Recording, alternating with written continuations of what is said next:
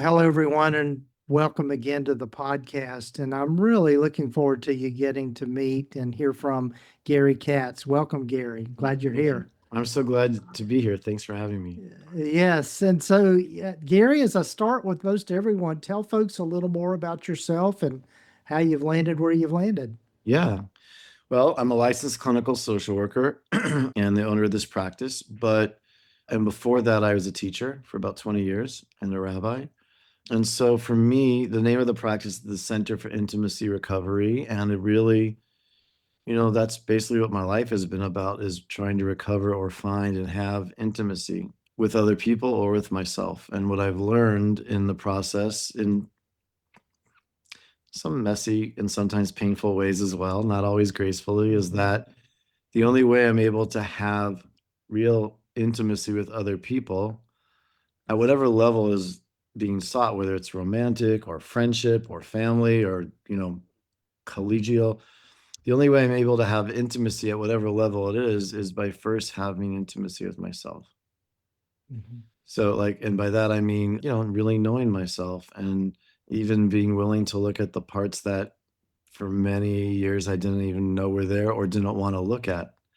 Right. Because if I'm not going to look at them, I'm not going to let you see them either. Hmm. Right. So that kind of, has been my lifelong experience Hmm. personally. And it drove me to my first career of teaching kids. I felt like that's a way to help them learn about themselves. And it led me to my second career, which is, psychotherapy and helping both clients to heal, to know themselves, and then to be able to share that with others in their lives, and also to train staff to do that. So in creating the practice, it's kind of all revolves around that idea. So both the clinical work certainly is about helping clients to have intimate relationship with therapists and then with themselves and then with other people in their lives, but it's also kind of been my guiding light for how I structured the business too. Right, right. Yeah. It's fascinating. And Gary, you have multi locations.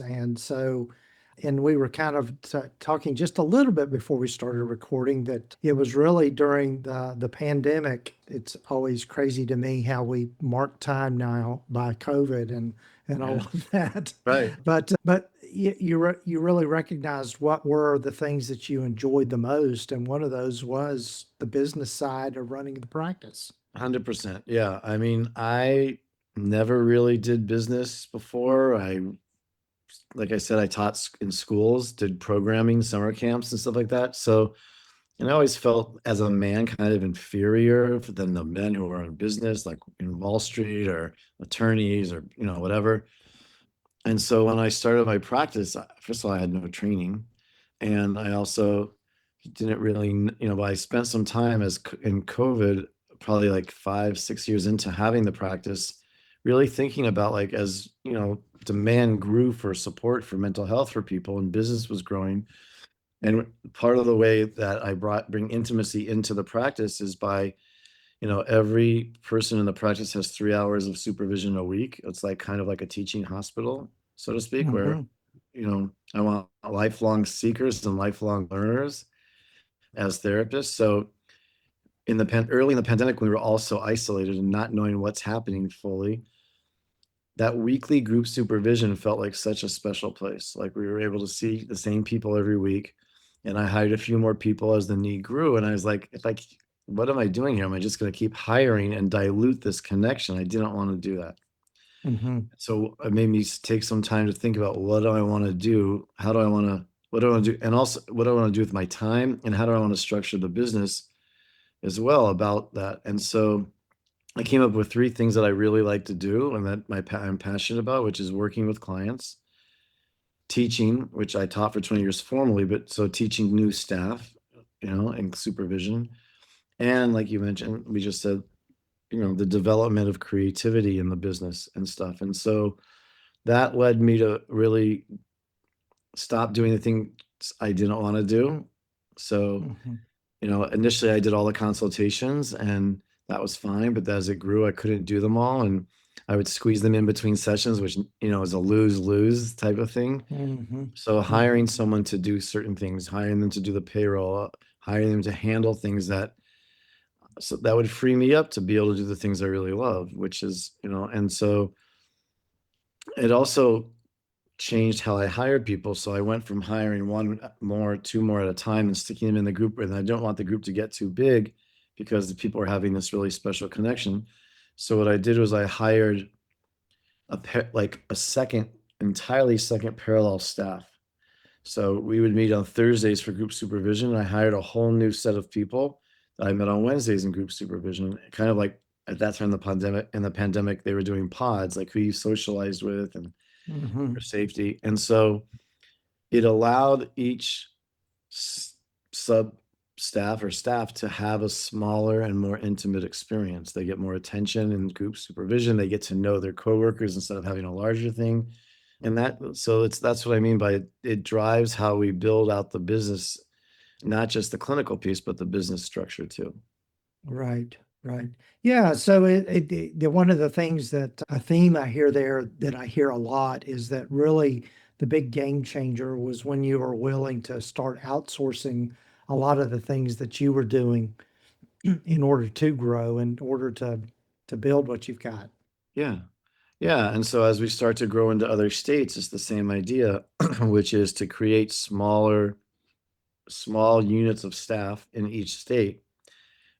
They all meet like once a month. I have a whole staff training. I'll bring someone in and do, but each therapist has the supervisor and they have a small staff that they interact with where they feel connection and hopefully like collegial relationships and sometimes friendships and get better supervision too because they're having a smaller, more intimate experience. Right, right. If you were to maybe give some guidance for people that are thinking about maybe starting to scale their practice, or they're trying to maybe go from solo to group, or any of those number of ways that you can do that, what would you say would be a good approach for them? Yeah, that's a great question. I was just having this conversation with two friends of mine who are solo practitioners and were asking me about who they could send to like if they're seeing a couple and they need one of the people in the couple to get individual therapy and I was like, you can send them to me or someone else, but why don't you hire someone? And I think 0 to 1 is much harder than 1 to 5. Yeah. So, it's a mindset. I mentioned before I worked in education for 20 years. I spent several years wondering what else I could do, but not knowing what it could be because I only knew a very, narrow work experience. And so I'm so glad, like, I don't regret it. I mean, I love teaching, but I wouldn't trade being in private practice for anything. Um, Hmm. and so, like, my guess is for most people like myself, it's, we're in the therapy business. It's always emotional. So, what are the emotions and the feelings that are coming up around wherever you might get stuck? So, if it's hiring one Hmm. person, treat it like you would your regular therapy issues. Like process it with Hmm. someone, a supervisor, a group practice supervisor, or someone. It's always driven by emotion. So Hmm. like fear or self-worth or insecurity. So, am I going to be, I don't know how to file a something with the state to pay somebody. I don't know how to do a payroll. I don't know, like, will I be able to give them enough work? What if they don't work out? I don't like to fire people. These are all things that you're not inventing the wheel. Someone has, and many people actually have gone through.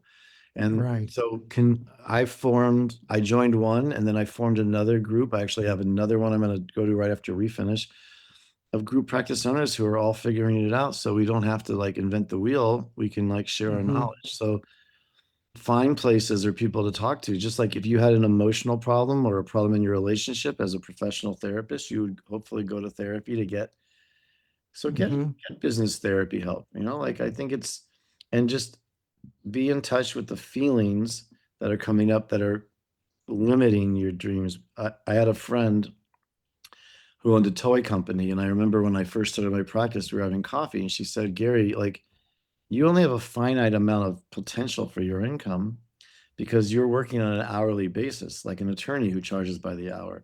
If she gets a bigger demand and she succeeds, she can just call the factory at that time, I think, it was located in China, and say, I need another 600,000 dolls. And then she gets them and Hmm. she can make more money. She has unlimited possibility for income. And it really made me think a lot. I was like, oh, yeah, right. Plus, I was also working ridiculous hours. And that's kind of what led me to think if I hire someone else, I can still make money when I take off. Right. Hmm. But I was scared Hmm. to, what if I hire the wrong person? How do I know they're good? Da da da da. I trust them, my reputation with their, like all these fears came up. So I had to really face the fear at each and every step. Right, right. Yeah, and I think that's one of the things that I think people struggle with, and is like you said, is that there's stuff that we know we don't know, but there's also stuff that we don't know we don't know. And so I think, that's the thing that kind of holds people back. Okay, what if I get into the weeds here? But like you said, there are plenty of other people that have done exactly the same thing, and they've come out okay. Yeah, and there's even great podcasts that could be resources too. Yes, yes. Yeah, that's an idea. Somebody ought to That's a great invent that. idea. Someone Yeah, should do yeah, that. yeah, yeah. So, yeah. Well, it's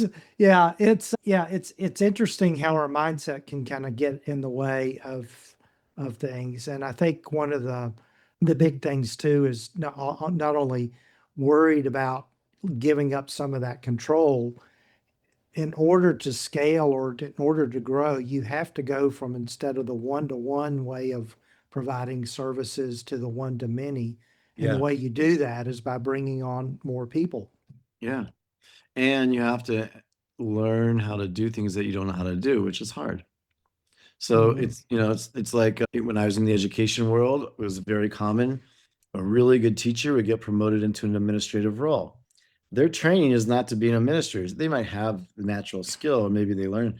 Their training is to be a wonderful educator. And so the same thing happens here. Really good therapists, their practice really they blossom, and they get bumped into semi either fully administrative, which I don't think anybody wants, or very few people Hmm. love the clinical Right. work, or they get this quasi administrative clinical position. And so that was also something I would say. I actually learned that recently. I heard it again, and it landed a little more this time, which is I have to stop running my practice like a therapist and have to start running it like a group practice owner. Yes. Which to Yes. me, and I'll just to be candid with you and with all the whoever's listening, like that's my biggest challenge at the moment, which is, and for a Hmm. while, it's like I still want to carry a full caseload of clients, and actually I do, and I generally carry a larger than most caseload, but I have to have time set aside with, for supervision of staff, for meeting with my clinical supervisor, for meeting with the administrators who do like the paperwork, the intakes, the consultations, the bookkeeping, marketing. Like I have to make time for that. Or it's not going to get done. And Right. so, that goes back to like also like how how do I want to structure my practice? Some of it I want to hand off because I don't want to do all that, but so I have to. Hmm. So I regularly to me it's like my relationship to how I work is like any relationship. It has ups and downs. Sometimes I'm Hmm. doing better, sometimes I'm Hmm. not. I And then also I think many therapists, we are caretakers. Maybe Hmm. we're trained by our parents and as an older sibling, or taking care even of our parents, not even our siblings. So Hmm. we've learned somewhere to take care of people, which can make it hard to say no. Hmm. And that's Hmm. something else I think is really important, is learning how to say no, whether it's to staff or to clients, right? One of the reasons I get into a stressed out space is sometimes my heart goes out to a person who reaches out for therapy. I feel for the pain that they're in, and I agree to take them on as a client when maybe that's not the best thing if I'm thinking in the bigger picture of where I need to allocate my time. Hmm. Or if I have a colleague who I have a really good relationship with, and they're like, Gary, I want you to see this person, not your staff. Or if I have a Hmm. treatment center that often sends us people, I want to give them So like it's really challenging. And if we're healers or people pleasers or Yes. caretakers and saying no, like there's a book called The Disease to Please, which is all about people pleasing. It has this quiz Mhm. in it at the beginning that you can self take and see where you fall out and also what type of people pleasing you're at. The first time I did it with my staff, because we use that some of that the work from that. It's a wonderful book. We use it with some of our workshops with clients. And so in 2020, 2021, I had the staff take it in group supervision. I shared my score and I was like the highest score of the staff. It was Yeah. embarrassing. Actually, one person who was scored higher than me, who is my sister. So I was like, oh, we were trained a certain way, but it was a little humbling and embarrassing that I scored higher than my entire staff. Yeah. Fast forward about 3.5, 4 years later, we just did it this past month because we have a lot of new staff. So we did it again as a training. My staff, my score went way down. And I shared that with the staff, like, wow, I had like I don't remember the first number, like 17, 18, and now I had a 4. And someone Uh-huh. asked me, what did I do? What do I think changed that? And it caught me off guard, but I think part of it was being a boss, an employer. Hmm. You have to say no. Hmm. It's like being a parent. The average mother or father says no 100 times a day. Hmm. And the kids storm off and are like, Johnny's mom lets him go hang out with his friends all night. Why? You're the only one who, like, you have to tolerate that. All And I right. think you have to tolerate the big picture needs over sometimes the individual needs as an employer and also with clients too. So it Hmm. really, I think that can be challenging. And I think I would encourage any therapist who's wants to develop their practice, whether it's marketing it, whether it's hiring, is like you're going to have to lean in and look at your own relationship with saying no.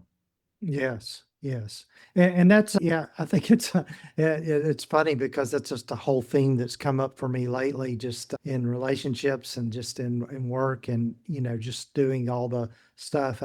For those that are familiar with the Enneagram, I'm an Enneagram 2, the helper, and Uh, so and we're just so prone to people pleasing and making sure we take care of everybody else's needs rather than our own, and mm, it's yeah. So mm, I think becoming more and more aware of that is such an important piece of running a practice. mm, yeah. I don't know. I never did the Enneagram. I should find out what my score is because people were, and Yeah, I should also know what the scores mean because I've had a number of, yeah, colleagues like you or clients even. yeah, It's a way to yeah. it becomes a way to be known and to know oneself, right? Right, right. Yeah. The thing not to get us too far off on a tangent, the big thing I love about the Enneagram is it's not doesn't really focus on behavior as much as it looks at internal motivations for things and how we Mm, approach and see the world and mm. interact with it in that based on that internal yeah Yeah, motivation. kind of like So the yeah. framework that we see that we organize inside and also that we see things and yeah. Yeah. Yeah, yeah, it's I'll find yeah, another really picture. does a great job of explaining the lens through which we see the world. So I mean, Yeah. it's just yeah, pretty fascinating stuff. But well, Gary, what just to shift gears a little bit, tell folks a little bit about how you've got your practice structured in terms of who are the people in leadership, and then yeah, just how that works. I know you mentioned having the small groups or pods of people that are working together and developing those relationships. But Yeah, yeah, that's a great question. So what I did is like we had one supervision group. I ran it. I met individually with everybody. We had 6 employees or so. And then when I hired that second staff, I no longer had time. Well, I wanted to work with clients and not just only do supervision. So I could no longer do individual supervision for everyone. And I feel very strongly about having a certain quality of training and therapists. I don't want to have just a therapy mill. Doesn't feel right to me. I don't think to anybody it feels right. So right. that led me to realize I need to hire someone who can do supervision. And, I was given just the greatest gift of meeting and then hiring and now working with the most wonderful person and clinician, Nancy Tricama, who's our clinical director. And she slid in and met with every single person individually, every single therapist. And it's so rare that like they all just feel So like she's beloved to everybody. You know, sometimes you Mhm. get lucky with a hire, Mhm. and sometimes you don't. And so that's kind of how we structured that. And so she and I would run both group supervisions. They're each 2 hours a week, and they had about 6 people in each. And then as we continued to grow, and like I mentioned, we're based out of New York. If you're in the New York City area, you really get inquiries from New Jersey and Connecticut too. So we got people licensed in those states, especially now that we were virtual.